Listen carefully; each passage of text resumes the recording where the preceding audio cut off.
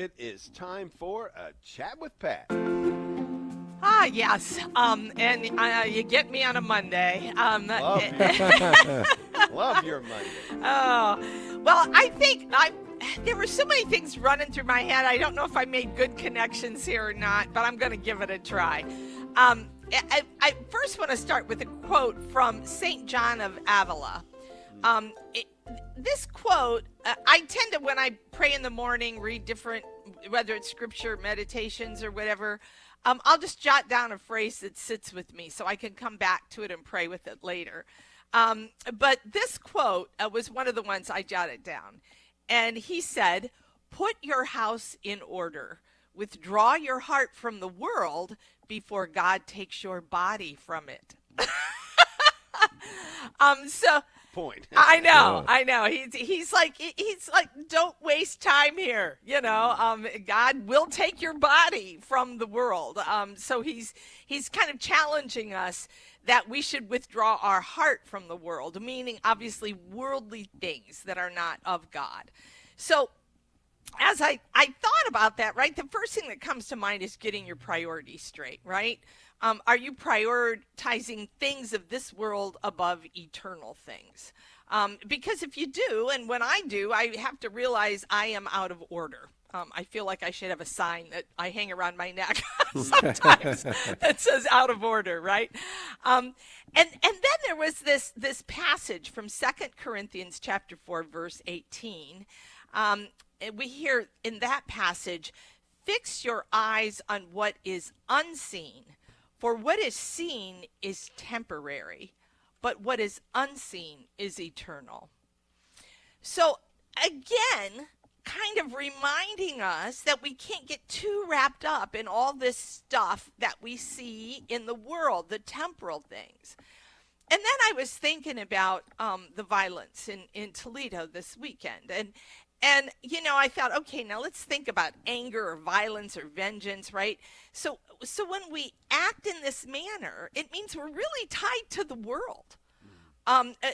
When money or power or control or whatever is at the heart of these things, those things become more important than recognizing we are all made in the image of God. That you are arguing or fighting over something usually that is very temporal, and is seen, and you haven't learned to detach from it and see the unseen, which is the soul of the individual, the person made in the image of God, that we are eternal in the midst of the temporal. And so in one of the books that I read in the morning sometimes called A Year of Grace, the author reminds us that we have to start thinking long-term, eternity, not just short-term. What's my short-term goal, right? Because when we think in short-term, we tend to prioritize comfort or convenience or an immediate outcome. And so when we think long-term, we're willing to make sacrifices because we're no longer doing the easiest thing, but what will move us in the right direction, our final end. And so long-term thinking helps us get our house in order.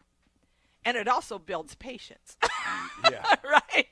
And I think that's, in our society today, everything is fast. We need it resolved now. We can't wait.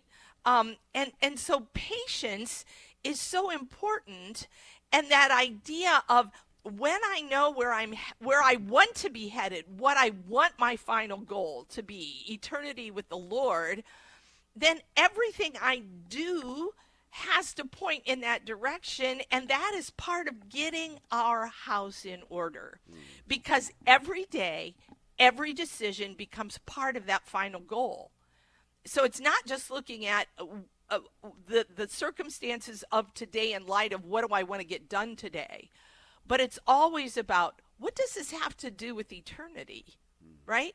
And so we have to see with eyes of faith, because faith is what helps us with the unseen world, not the seen world, so we can put our house in order. And Christ tells us, we've heard it time and time again, that there will be trouble in this world, right? But we have to take heart because he has overcome the world. And we may hear this message over and over, and yet we will still put the world before things eternal. So I think every time you look at a person today, see an eternal soul, right?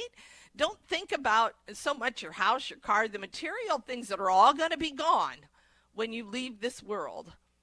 And, Aquinas reminds us, and I've said this many times on the show, we replace God with 4 things: pleasure, wealth, power, and honor, right?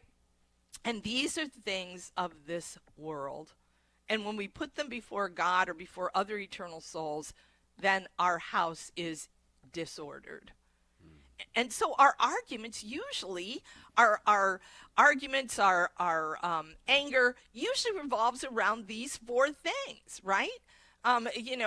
Somebody's got more money than us. Somebody's trying to tell us what to do. They don't respect us. This isn't fun. I'm not getting anything out of this, right?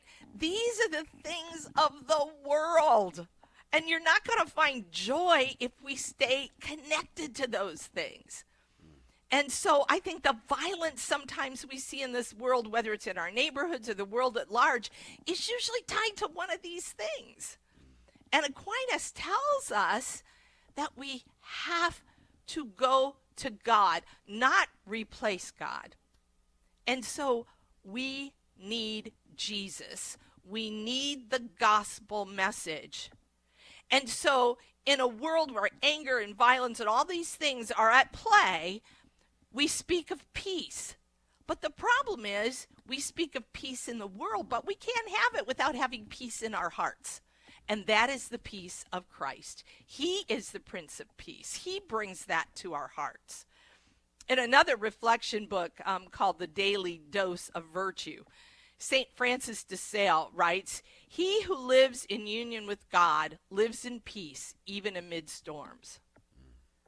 So when we're angry, when we're hurt, when we're frustrated, whenever we do not feel peace in our hearts, we have to stop. Don't act on it, stop. Stop and give it to God. Ask God for the grace of his peace. Stay connected to God.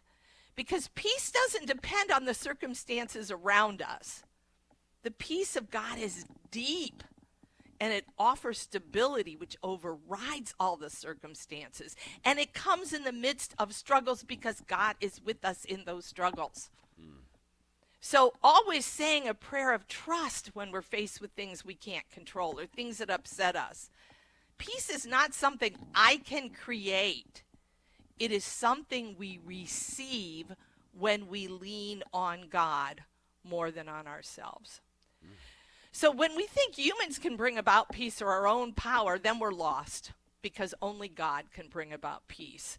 So if we truly want peace, we need to introduce everyone we know to the Lord, to Jesus Christ, the Prince of Peace. If we want to put our house in order, we have to lean on God so that we will have that peace in our hearts, which will then lead to peace in our families, our homes. It will ripple out. So adjust your path accordingly and withdraw your heart from the world so you can find peace. So simple. Yeah. Yet so elusive, right? Yes, it is. It is. But it really is, because I think we focus so much on the worldly things, and it makes sense. We live here. Yeah. And that unseen is hard, Yeah. if I don't see it. You know what else is simple? Me. So I couldn't write that quote quickly enough from St. John. Can you please text that to me? Sure. I got put your house in order, and then I got the end, before God takes your body. Okay. I want I that love thing, that, because yeah. I want to be thinking about that today. So Sure, no problem. I'll send it to Thank you, you, Dave. Pat.